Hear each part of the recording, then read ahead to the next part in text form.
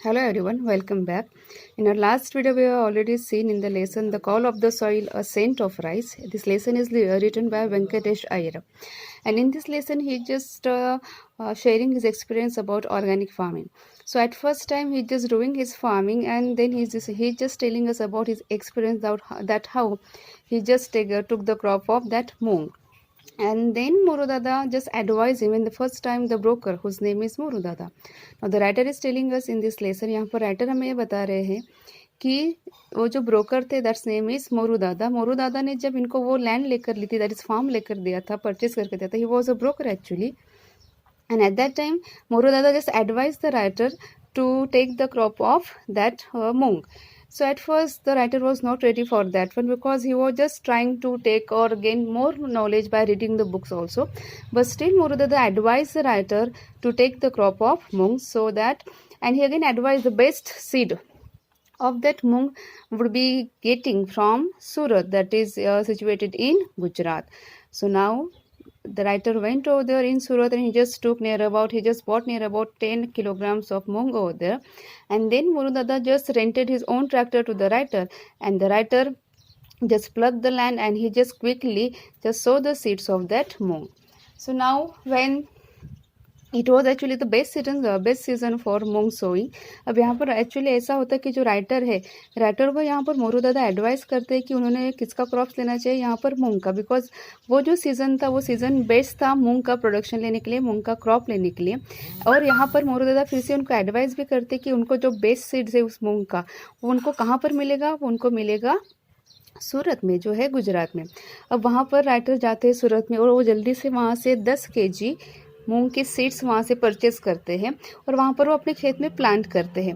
Plant होने के बाद when after some days when he saw the green leave that is coming out from that seeds, तो writer became more and more happy and he just sharing his own experience how much he was happy the first time in his childhood when he planted the plant of that hibiscus, and when the hibiscus flower just bloomed over the first time, at that time writer was very happy in his childhood. Same, he is just telling that I am same happy as I was in childhood.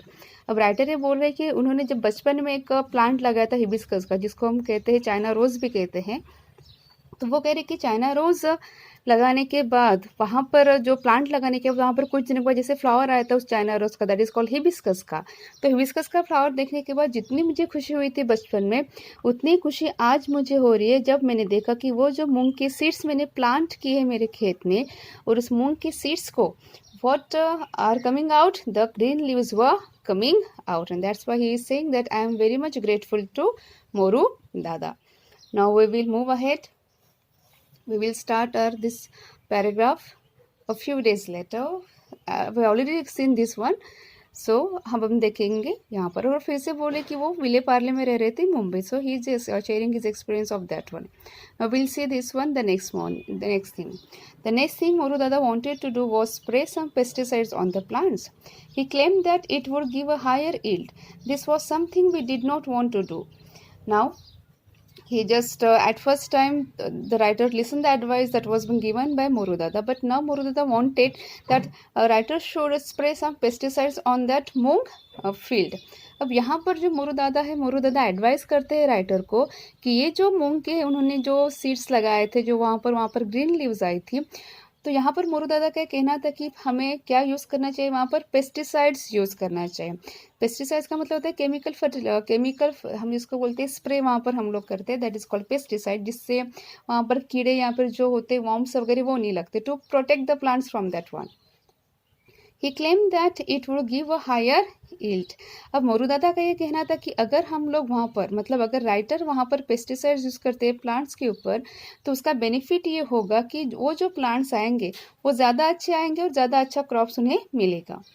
This was something we did not want to do, but the writer says that I was not agreed with that one.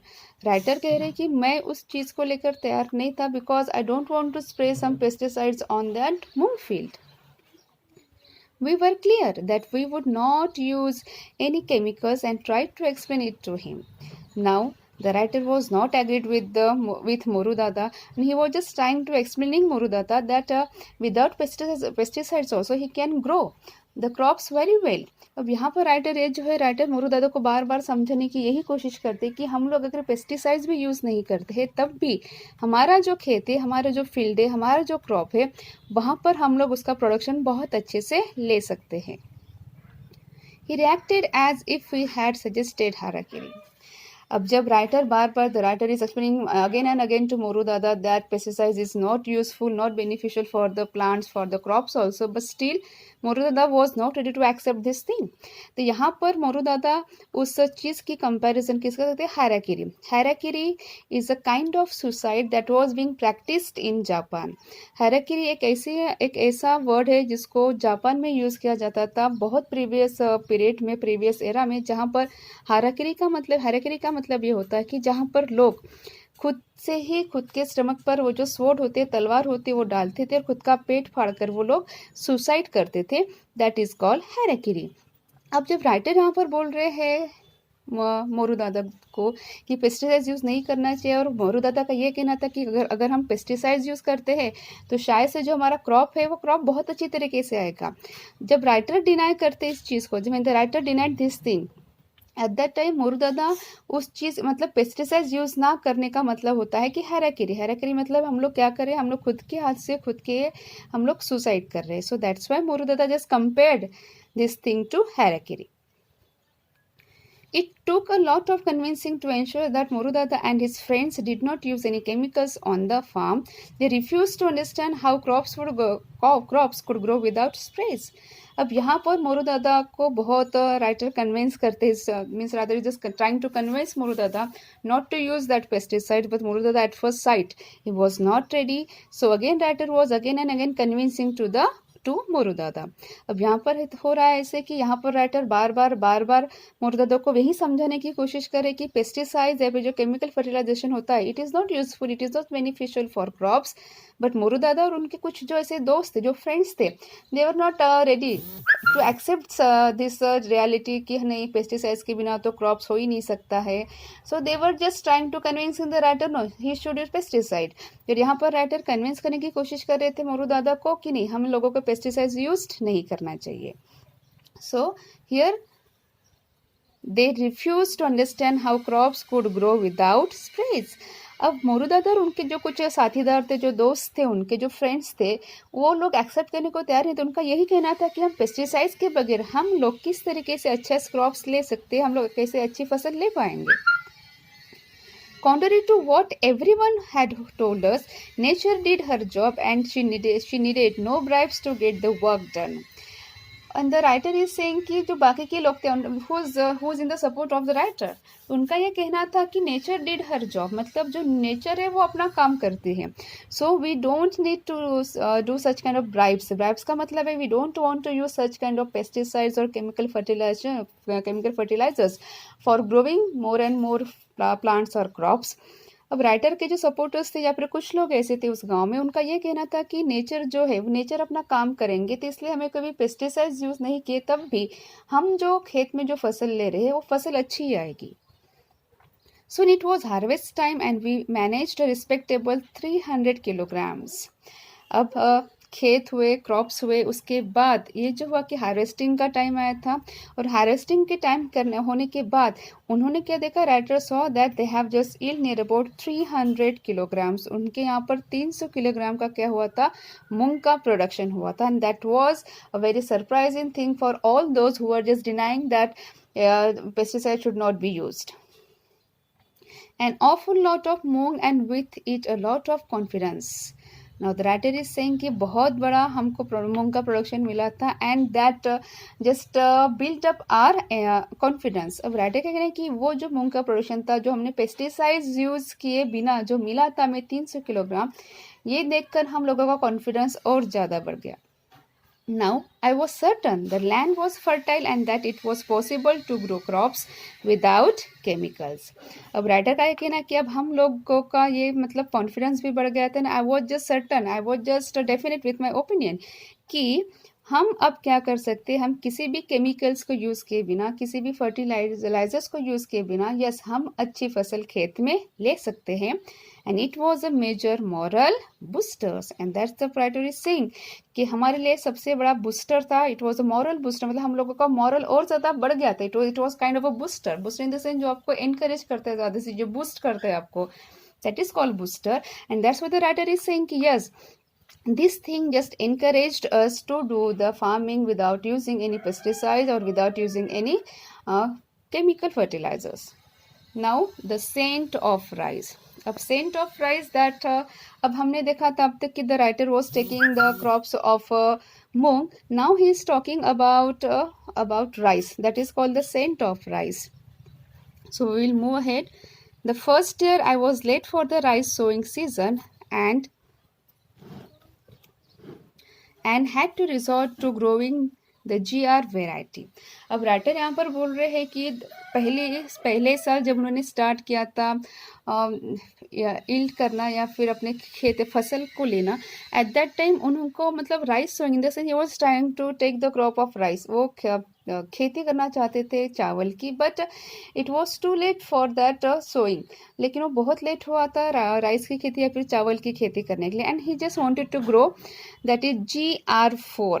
GR4 it's a name of a quality of rice. GR4 एक नाम का एक चावल है जो previous cup इसमें ज़्यादा famous था, जहाँ पर लोग उसको ज़्यादा पसंद करते थे. So that's why writer wanted to take the crop of that rice that is called the GR4 in his field.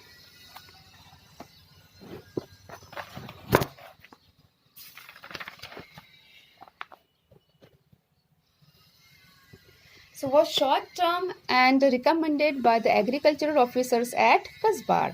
Now the writer is saying that he was just trying to take the crop of that GR4 rice, and this kind of rice was just advised by agricultural officer at Kasbar. Kasbar नाम का एक गांव है, वहाँ पर जो agricultural officers थे उन्होंने सजेस्ट किया था राइटर को कि अगर उनको चावल की खेती करनी है उनके खेत में तो उनको कौन सा ब्रांड का यूज़ करना चाहिए. GR4 नाम का एक क्वालिटी का एक आता है चावल, उसका प्रोडक्शन वहाँ पर लेना चाहिए. The next year we decided that we would start early and try to find some good traditional variety of rice to grow. अब इस साल तो बहुत लेट हुआ था राइटर को, दैट्स व्हाई राइटर डिसाइडेड कि नेक्स्ट ईयर जो होगा, नेक्स्ट ईयर वो लोग जल्दी से क्या करेंगे, राइस का प्रोडक्शन लेना स्टार्ट करेंगे उनके खेती में, और जो डिफरेंट टाइप्स की जो वेराइटीज़ होती है राइस की, वो उनके बारे में और ज़्यादा इन्फॉर्मेशन कलेक्ट करेंगे.